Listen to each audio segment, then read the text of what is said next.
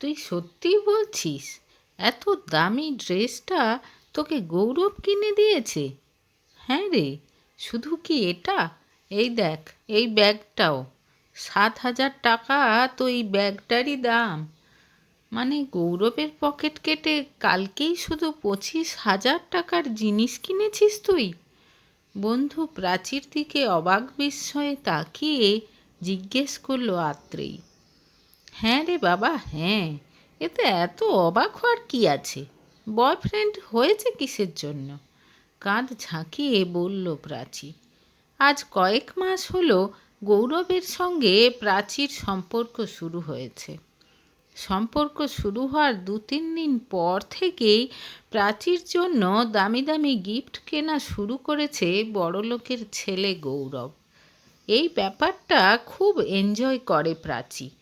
ভেবে দেখতে গেলে খানিকটা এই কারণেই ঋত্বিককে ছেড়ে গৌরবের সঙ্গে রিলেশন শুরু করেছিল সে। বয়ফ্রেন্ড দামি দামি গিফট দেবে, খাওয়াতে নিয়ে যাবে, বন্ধুরা দেখে হিংসে করবে, তবে না মজা। মডেলিং করার খুব শখ প্রাচীর। নিজেকে সে সেভাবেই তৈরি করছে। এখন থেকেই নামকরা মডেলদের জায়গায় নিজেকে ভাবতে শুরু করেছে সে। তার চালচলন, পোশাক আশাক সব কিছু তাই আর 5 জনের থেকে আলাদা। বাড়িতে বাবা মা যদিও তার এই স্বপ্নকে মোটেও সমর্থন করে না, কিন্তু প্রাচী জানে একদিন সে অনেক বড় মডেল হবে। একেবারে সাধারণ মধ্যবিত্ত পরিবার তাদের। বাবা ব্যাংকে ক্লার্কের চাকরি করে, কিন্তু ছোটবেলা থেকেই কিভাবে যেন নজরটা অনেক উঁচু হয়ে গেছে প্রাচীর। দেখো গৌরব, এই জুতোটা। একটা ফটোশ্যুটে মডেল সুনেত্রা এরকম জুতো পরেছিল। কি ক্লাসি না? চলো তো দেখি কত দাম। শোরুমের বাইরে থেকে দেখে গৌরবকে নিয়ে ভেতরে ঢুকলো প্রাচী। 10,000? অনেকটা বেশি, তাই না? দাম দেখে বলল গৌরব। এরকমই হওয়ার কথা। তুমি যে ড্রেসটা দিয়েছ না, তার সঙ্গে দারুণ মানাবে এটা। যেন খুব সাধারণ ব্যাপার, এরকম মুখ করে বলল প্রাচী। কিছুক্ষণ পর পছন্দের জুতো জোড়া কিনে গৌরবের হাত ধরে দোকান থেকে বেরোলো প্রাচী। মুখে তার বিস্ময়ের হাসি। আজ কিন্তু গৌরবের মুখে সেই গর্বের হাসিটা লেগেনি। 1 সপ্তাহের মধ্যে প্রায় 50,000 টাকা প্রাচীর পেছনে খরচ করে ফেলেছে সে। ক্রেডিট কার্ডের বিল দেখে বাবা নিশ্চয়ই খুব রেগে যাবে এবার। এই, ম্যান্ডিতে খেতে ঢুকবে তো? গৌরবের দিকে তাকিয়ে জিজ্ঞেস করলো প্রাচী। তার খুশিতে উজ্জ্বল মুখের দিকে তাকিয়ে না করতে পারল না গৌরব।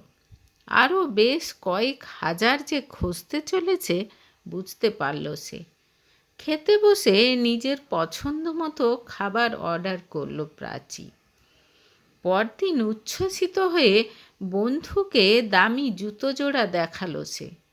আত্রেই যে বেশ আশ্চর্য হয়েছে সেটা বুঝে মনে মনে খুব খুশি হলো সে। আমার মনে হয় তোরও একটা বয়ফ্রেন্ড বানানো উচিত। শুধু দামি দামি গিফট তো নয়, বয়ফ্রেন্ড থাকলে অনেক সুবিধা, বুঝলি? ধর কোথাও যেতে হবে, বাস বা অটোর জন্য দাঁড়ানোর দরকার নেই। বাইক বা গাড়িতে করে আরামে পৌঁছে দেবে তোকে। বন্ধুকে পরামর্শ দিল সে। মন থেকে গৌরবের প্রতি যে প্রাচীর কোনো ভালোবাসা নেই, সেটা বেশ ভালো করেই বুঝতে পারল আত্রেই। বাস্তববাদী হওয়া ভালো, কিন্তু তাই বলে এতটাও নয়।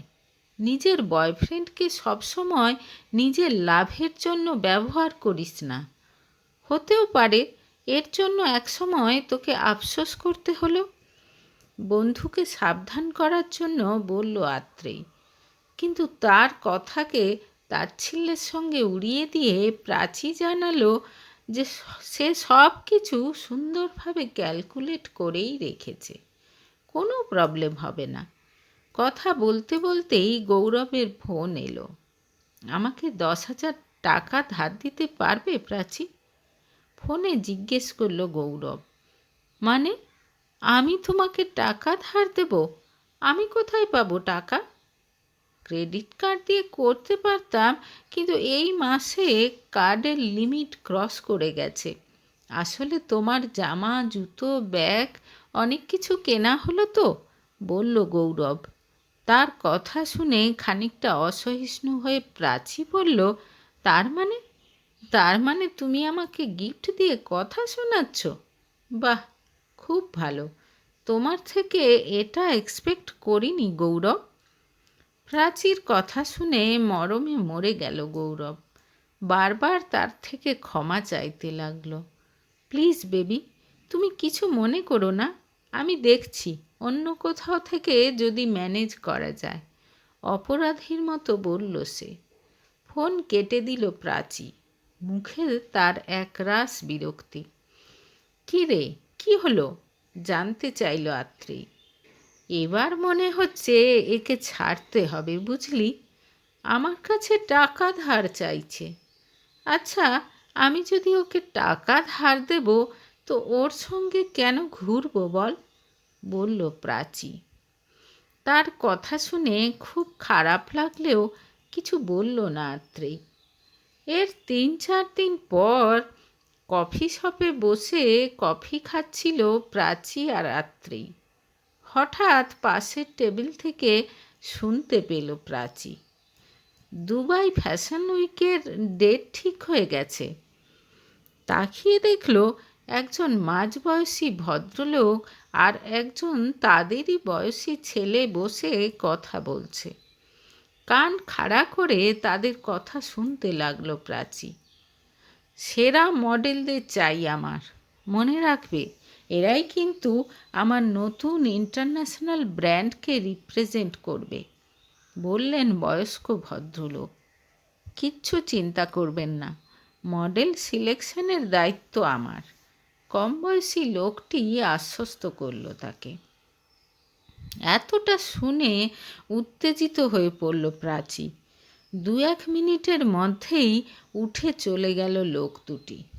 সঙ্গে সঙ্গে উঠে তাদের পেছন পেছন বেরিয়ে এলো সে।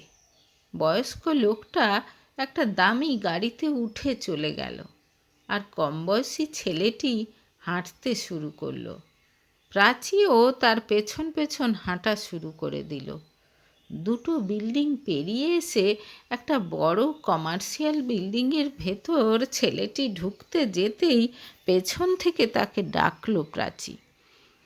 জানালো যে সে তাদের কথাবার্তা সব শুনেছে আর সেই ব্যাপারে কিছু জানতে চায়। অরুণ নামের ছেলেটি জানালো মডেলিং এজেন্সি আছে তার। শুনে উজ্জ্বল হয়ে উঠল প্রাচীর মুখ। সে যে মডেলিং করতে খুব আগ্রহী, সে কথা শুনে খুশি হলো অরুণ। ফোন নাম্বার বিনিময় করে চলে গেল সে। পরদিন থেকে অরুণকে ফোন করা শুরু করে দিল প্রাচী। অরুণও যে তার সঙ্গে কথা বলতে চায় সেটা 2-1 দিনেই বুঝে গেল সে। এদিকে গৌরব বারবার ফোন করলেও তার ফোন বেশিরভাগ সময় আর ধরে না প্রাচী। এখন তার ধ্যান জ্ঞান অরুণ। সারাক্ষণ অরুণের ফোনের অপেক্ষায় থাকে সে। অরুণই যে এখন তার ওপরে ওঠার সিঁড়ি, এটা সে ভালো করেই বুঝে গেছে। অরুণকে প্রেমের জালে ফাঁসাতে কোনো কার্পণ্য করল না সে। কয়েকদিন পর অরুণ জানালো দুবাই ফ্যাশন উইকের জন্য রেজিস্ট্রেশন শুরু হয়ে গেছে। 2 লাখ টাকা রেজিস্ট্রেশন ফি। 2 লাখ টাকা! খানিকটা বিস্মিত হলো প্রাচী। কেন, দিতে পারবে না? জিজ্ঞেস করলো অরুণ। আচ্ছা, দেখছি, বলে ফোন রেখে দিল প্রাচী। সবে মাত্র কিছুদিন হলো তাদের আলাপ হয়েছে। এখনই অরুণকে টাকা দিতে বলাটা ঠিক হবে না। যদি কিছু ভাবে, এরপর তো আরও অনেক কিছু আসবে। এখনই যদি সে টাকাটা দিতে পারবে না বলে, তাহলে যদি অরুণ তাকে এই লাইনে যাওয়ার অযোগ্য মনে করে? আর তাছাড়া অরুণকে বিয়ে করলে তো ভবিষ্যতে অনেক সুযোগ সুবিধা পাবে সে। 2 লাখের অনেক বেশি সে উসুল করে নেবে তখন।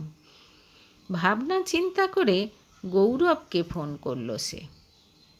এতদিন পর তার ফোন পেয়ে একেবারে আবেগবিহ্বল হয়ে পড়ল গৌরব। কিন্তু প্রাচী ফোন করেই তাকে 2 লাখ টাকা দিতে বলল। এত টাকা? এত টাকা এখনই কি করে দেব? অসহায়ভাবে বলল গৌরব। কোনো কাজের নও তুমি। আজকাল ভীষণ বিরক্তিকর লাগে তোমাকে আমার। আর কোনো দিন ফোন করো না আমাকে, বলে ফোন কেটে দিল প্রাচী। এরপর নিজের অ্যাকাউন্ট থেকে 2 লাখ টাকা দিয়ে অরুণের কথা মতো রেজিস্ট্রেশন করলো সে। পরদিন ফোন করে অরুণ জানালো প্রাচীর ফটো দেখে খুব পছন্দ হয়েছে তার পার্টনারের। অরুণ চাইলে হয়তো প্রাচী শোস্টপারও হয়ে যেতে পারে। বাকি সব কন্টেস্ট্যান্টদের সঙ্গে প্রাচীর সঙ্গেও দেখা করতে চান তিনি। তাই গ্র্যান্ড আর্ক হোটেলে সবাইকে ডেকেছেন অরুণের পার্টনার। গ্র্যান্ড আর্ক হোটেলে এসে প্রাচীকে একটা রুমে নিয়ে গেল অরুণ। আমি তো ভেবেছিলাম কোনো হলে হবে, এখানে তো কেউ নেই অরুণ, বাকিরা সব কোথায়? একটু অস্বস্তি নিয়ে প্রশ্ন করল প্রাচী। সত্যি তো, আরও 7-8 জনের তো আসার কথা কমপক্ষে। তবে কি অরুণ তাকে মিথ্যে বলেছে? হোটেলের রুমে এখন সে আর অরুণ একা। কেমন যেন ভয় ভয় করতে লাগলো প্রাচীর। অরুণ, চলো না বাইরে যাই, বাকিরা এলে তখন আসবো, কাঁপা কাঁপা গলায় বলল সে। এত ভয় কিসের? বলতে বলতে হঠাৎ ব্যালকনির দিকে দরজা ঠেলে যে ভেতরে এলো তাকে দেখে একেবারে ভূত দেখার মতো চমকে উঠল প্রাচী। কোনো রকমে তোতলাতে তোতলাতে বলল, গৌরব, তুমি তুমি এখানে কি করছো? গৌরবকে আমি ডেকেছি, ও আমার বন্ধু। অরুণের কথা শুনে মুখ নিচু করে নেয় প্রাচী। কিছু একটা গড়বড় যে আছে সেটা খুব ভালো করেই বুঝতে পারছে সে। এমন সময় অরুণ বলে উঠল, তুমি কি ভেবেছিলে প্রাচী? মিষ্টি মিষ্টি কথা বলে প্রেমের অভিনয় করবে আর সব ছেলেরা তোমার জালে ফেঁসে যাবে? আজ পর্যন্ত কত ছেলের সঙ্গে এরকম করেছো? তার কথা শুনে লজ্জায় মরে যেতে ইচ্ছে করে প্রাচীর। এত অপমান জীবনে কোনো দিন হয়নি তার।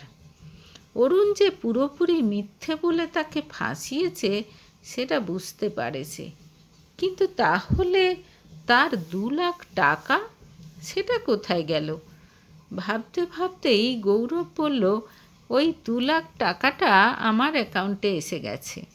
আমি কিছুটা হলেও আমার টাকা ফেরত পেয়েছি, তাই আজ তোমাকে ছেড়ে দিচ্ছি। এরপর যদি কখনো জানতে পারি যে তুমি টাকার জন্য কোনো ছেলের সঙ্গে সম্পর্ক করেছো, তো তোমার ব্যবস্থা আমরা করব। আমি তোমাকে ভালোবেসেছিলাম গৌরব, আর তুমি এরকম করলে আমার সঙ্গে? প্রাচীর কথা শুনে হেসে উঠল গৌরব। তারপর বলল, ভালোবাসা? আজ পর্যন্ত কাউকেই ভালোবাসোনি তুমি। আমি তোমার পেছনে কত টাকা খরচ করেছি, আর যখন আমার প্রয়োজনে তোমার কাছে চাইলাম তুমি তখন ফোন কেটে দিলে, আমার সঙ্গে যোগাযোগ বিচ্ছিন্ন করে দিলে। তোমার মতো মেয়ের জন্য ভালোবাসার উপর মানুষের বিশ্বাস উঠে যাবে প্রাচী। কেন এরকম করো? টাকা পয়সায় কি জীবনে সব? তোমার মতো মেয়েদের জন্য সব মেয়েরা বদনাম হয়। আর কোনো দিন এরকম করো না। এখন যাও এখান থেকে। অরুণের কথায় তাড়াতাড়ি সেখান থেকে বেরিয়ে এলো প্রাচী।